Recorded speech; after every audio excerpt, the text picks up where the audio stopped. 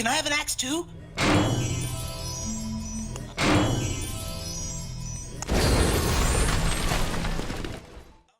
It's been almost 6 years since Fortnite was originally announced, and Epic Games has finally decided to take it out of its extensive alpha phase and bring a paid beta to everyone under the guise of early access.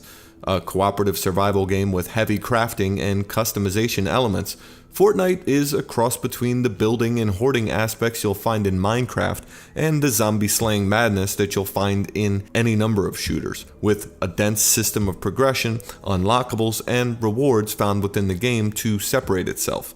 Fortnite is supposed to launch next year as a free-to-play game, according to Epic, though right now they're letting people sign up for founders programs in order to get in on the action early. For your cash, you'll get in-game bonuses.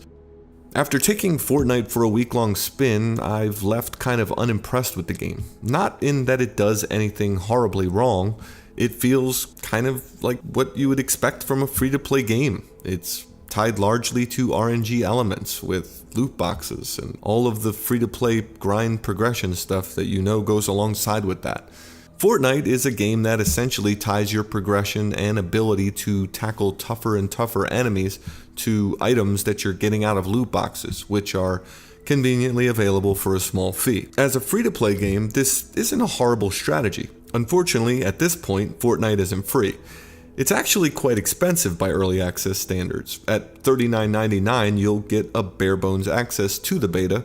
Spend a little bit more and you'll receive more in-game items, all the way up to $150, where you'll get rare gear, characters, and other in-game items that are described by Epic as a $350 value. It's quite egregious if you ask me. For these prices, you'd think that Fortnite is something incredibly special and unique, but it really doesn't feel like it at this point. It feels like a free-to-play game in which your gate to progression is whether you're willing to open up your wallet again or not.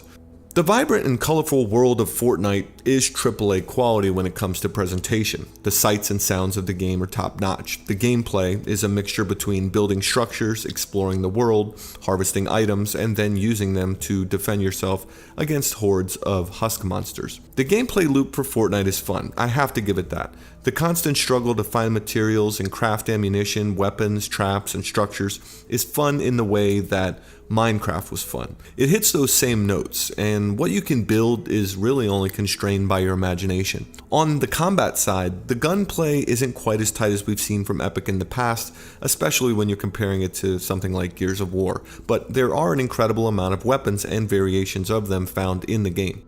The most ambitious aspects of Fortnite are probably the more boring ones. It has extensive upgrade paths for you to explore. There's a ton of stuff to collect in the game with variations on schematics, characters, defenders, and survivors like rare, epic, and legendary versions. And these can all be earned through playing the game and completing in-game challenges or buying blind boxes and hoping for the best. Adding another layer to the game, all of these things that you're collecting can be leveled up, and you'll need to do so if you want to start tackling the tougher levels. Fortnite is a cooperative online game. In the broadest sense, it's broken down into a few different types of quests and challenges. There are Storm Shield defense scenarios where you'll defend your unique Storm Shield and base that you continually build upon throughout the game.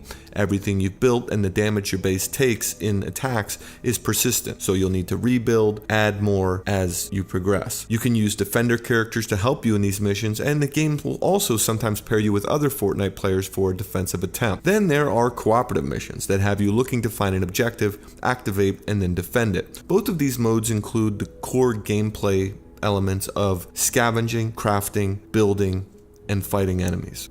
These modes usually offer numerous challenges to complete alongside the overarching goal. These things are like time constraints, building constraints, and other modifiers which can earn you more points towards unlocking a better bonus chest at the end of the match. There's really nothing wrong with this type of cooperative play in the early goings. Horde modes aren't uncommon, they're a lot of fun to play with friends. Matching up with random people in Fortnite to complete objectives, however, can be a little bit hit and miss when it comes to playing effectively. But what game isn't? It's really after Fortnite shows you the ropes when it starts to become clear what that extra money is for. For those that don't pay up, the randomness of the game can either make or break it for you. You're going to run into a wall at some point. Your characters just aren't strong enough to contend with the bullet sponge enemies at certain points in the game. The missions themselves will stop doling out the cash to buy new blind boxes, and you see the mechanics at work that are essentially trying to make you spend more money, or grind it out until the RNG gods favor you. Fortnite isn't a bad game. For something that's technically in a beta, it's actually quite good. If you take out the free-to-play elements of it, it feels like it has the depth, challenge, and quality to be a full-price game that just uses the standard microtransaction systems that most games do. The early access for Fortnite is an odd pairing at this point, of paying to play with a free-to-play structure. It's kind of off-putting. It always has been, it always will be. It's hard to look past these elements as they're so blatantly executed even in the first week that this game's been out. The grind of free-to-play and the randomness of the blind boxes far overshadow what could have been an otherwise great cooperative experience.